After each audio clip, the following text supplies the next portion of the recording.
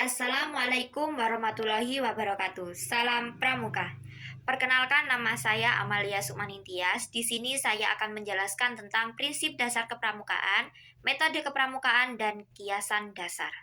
Baiklah, di sini saya akan menjelaskan bagaimana bentuk pengamalan prinsip dasar dalam kegiatan kepramukaan. Prinsip dasar kepramukaan meliputi yang pertama yaitu iman dan takwa kepada Tuhan Yang Maha Esa, yang mana yaitu menaati perintah Tuhan Yang Maha Esa dan menjauhi larangannya serta beribadah sesuai dengan ajaran agama yang dianutnya. Di mana di Indonesia ini beraneka ragam agama. Jadi kita sebagai makhluk manusia yang berada di Indonesia, kita harus saling menghargai, menghormati walaupun kita berbeda agama satu sama lain. Prinsip selanjutnya yaitu peduli terhadap bangsa dan tanah air sesama hidup dan alam seisinya, yang mana maksudnya yaitu memiliki kewajiban untuk menjaga, memelihara persaudaraan dan perdamaian di masyarakat, memperkokoh persatuan serta mempertahankan Pancasila, Undang-Undang Dasar tahun 1945, Negara Kesatuan Republik Indonesia, dan kebinekaan. Selanjutnya yaitu melestarikan lingkungan hidup yang bersih dan sehat agar dapat menunjang dan memberikan kenyamanan dan kesejahteraan hidup masyarakat.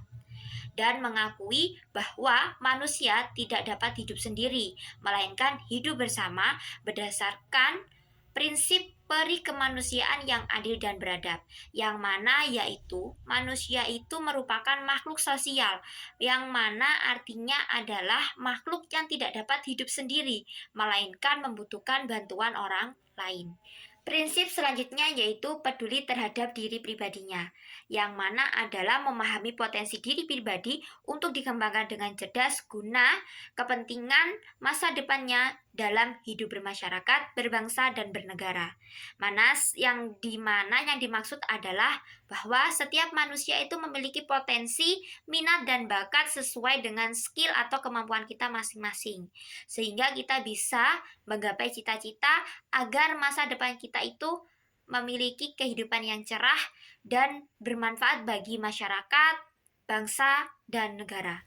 Selanjutnya yaitu bagaimana bentuk pengamalan metode kepramukaan. Yang pertama yaitu pengamalan kode kehormatan pramuka, yang mana yaitu beribadah menurut keyakinan agama dan kepercayaan masing-masing, menjalankan hidup secara rohani dan jasmani, melestarikan lingkungan beserta alam seisinya, membangun kebersamaan kepedulian baik dalam lingkungan keluarga maupun dalam lingkungan bermasyarakat, mendengarkan, menghargai, menerima pendapat atau gagasan orang lain, mematuhi kesepakatan dan memperhatikan kepentingan bersama, dan mengutamakan kesatuan dan persatuan.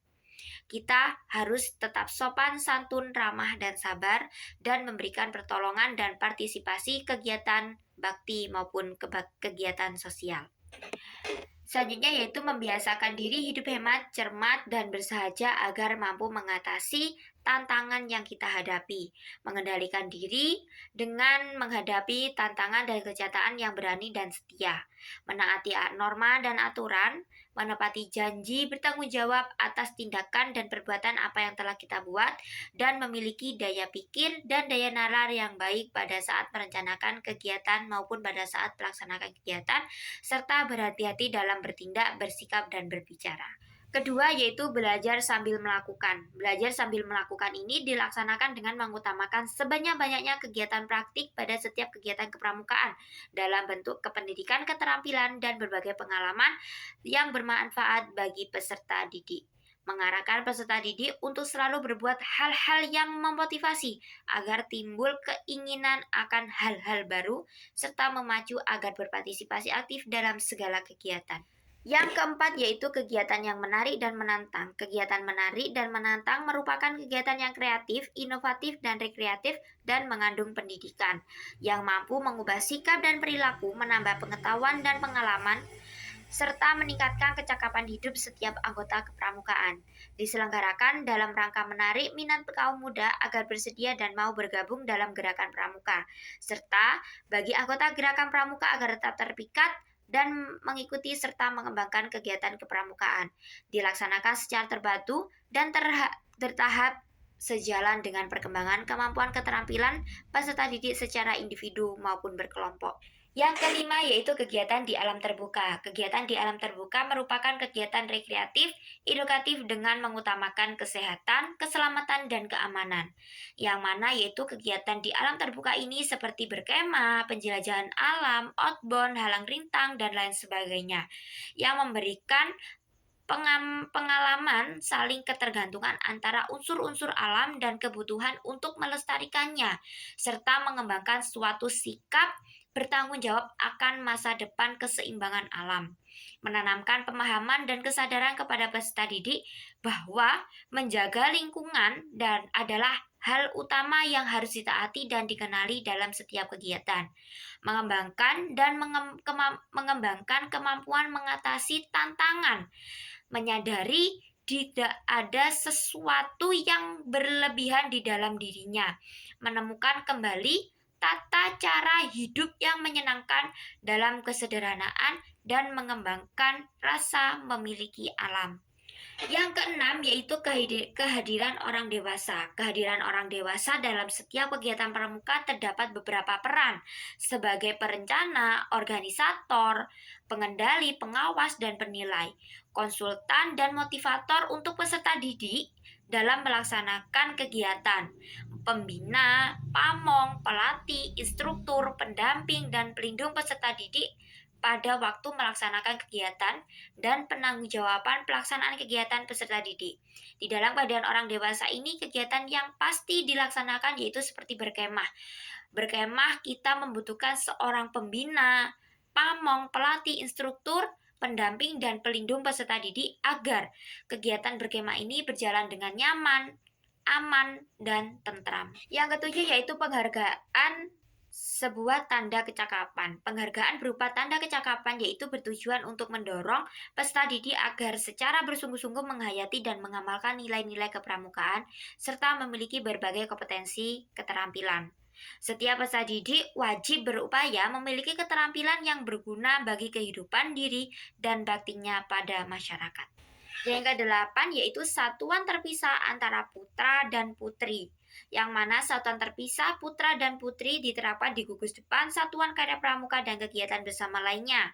Satuan Pramuka Putri yaitu dibina oleh pembina putri dan Satuan Pramuka Putra dibina oleh pembina putra, kecuali Perindukan Siaga Putra dapat dibina oleh pembina putri. Kegiatan yang diselenggarakan dalam bentuk salah satunya yaitu perkemahan.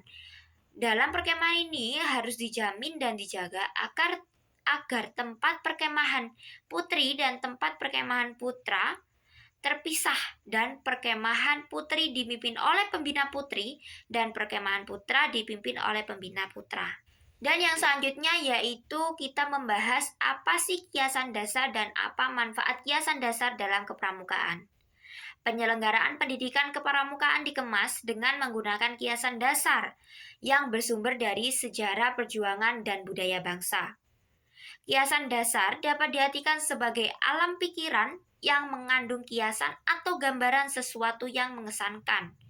Kiasan dasar adalah ungkapan yang digunakan secara simbolik dalam penyelenggarakan pendidikan kepramukaan. Dan manfaat kiasan dasar sebagai salah satu unsur terpadu dalam pendidikan kepramukaan dimaksudkan yaitu untuk mengembangkan imajinasi sesuai dengan usia dan perkembangan yang mendorong kreativitas dan keikutsertaan peserta didik dalam setiap kegiatan kepramukaan, serta untuk menumbuhkan rasa cinta tanah air karena dilaksanakan berdasarkan sejarah dan budaya bangsa Indonesia.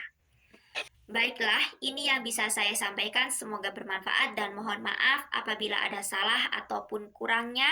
Dan saya ucapkan terima kasih. Wassalamualaikum warahmatullahi wabarakatuh. Salam Pramuka.